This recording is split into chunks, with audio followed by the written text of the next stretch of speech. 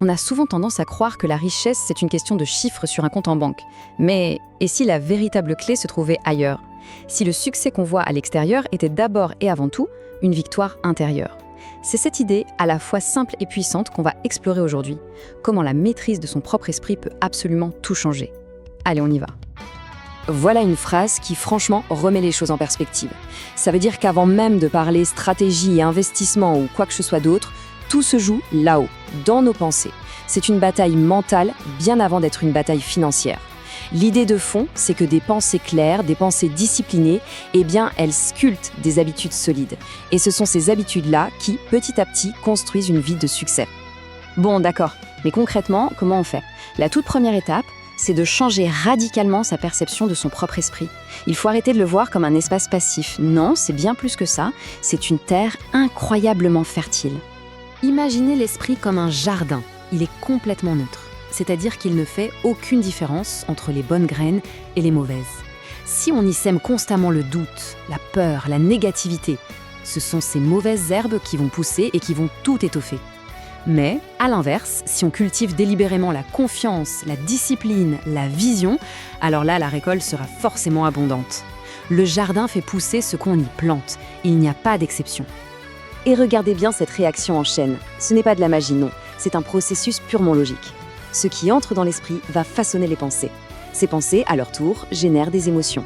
Ces émotions guident nos actions. Et ce sont ces actions qui, inévitablement, déterminent les résultats finaux. Tout part de là, de cette toute première pensée. Du coup, la question cruciale, c'est avec quoi ce jardin mental est-il nourri au quotidien? Chaque livre, chaque podcast, chaque conversation, chaque minute passée à scroller sur un téléphone, tout ça, c'est une graine qu'on plante. C'est juste impossible de consommer de la négativité à longueur de journée et d'espérer récolter de la positivité. La discipline, elle commence donc là, par le choix actif de ce qu'on laisse entrer ou pas dans notre esprit. Alors, comment on passe de cette prise de conscience à une vraie transformation? L'outil pour cultiver ce fameux jardin, c'est la discipline. C'est elle et elle seule qui va transformer une bonne intention en une action concrète et surtout, répéter. Voilà un point qui est absolument vital. C'est incroyablement difficile, pour ne pas dire impossible, de résister à un environnement toxique sur le long terme. Protéger son esprit des influences négatives, ça devient aussi crucial que de protéger son argent. Il s'agit de s'entourer activement de personnes et d'idées qui nous tirent vers le haut. C'est quoi la différence entre être occupé et être productif? Pensez à ça. L'énergie dispersée, un peu comme la lumière du soleil, ça réchauffe un peu partout, mais ça n'accomplit rien de majeur. Mais cette même énergie, une fois qu'elle est concentrée, elle devient un rayon laser capable de transpercer de l'acier. Eh bien, la discipline, c'est exactement ça. C'est apprendre à concentrer son énergie. Alors, comment on devient ce fameux rayon laser? Voici une méthode toute simple, mais redoutable. Chaque matin, avant que le bruit du monde ne commence, il faut identifier les 3 actions qui comptent vraiment. Pas les petites urgences, pas les corvées, non, les actions qui font réellement avancer les choses. En les exécutant en premier, on construit un élan, une dynamique hyper puissante, jour après jour. Et il ne faut jamais, jamais mépriser les petites choses. La vie nous teste souvent avec peu avant de nous confier beaucoup. La façon dont on gère une petite somme d'argent, une petite promesse faite à soi-même, une petite heure de son temps, c'est exactement la même façon dont on gérera de grandes responsabilités. La grandeur, elle naît de la rigueur dans les détails. Passons maintenant à l'argent. On a tendance à croire que c'est une affaire de chiffres, de maths, de tableaux Excel. Mais en réalité, c'est avant tout un jeu psychologique. La clé, ce n'est pas tant de savoir compter que de savoir se maîtriser soi-même. Et là, on a une différence fondamentale. D'un côté, l'esprit indiscipliné est esclave de l'impulsion du moment. Il voit un revenu qui rentre et il pense « dépense ».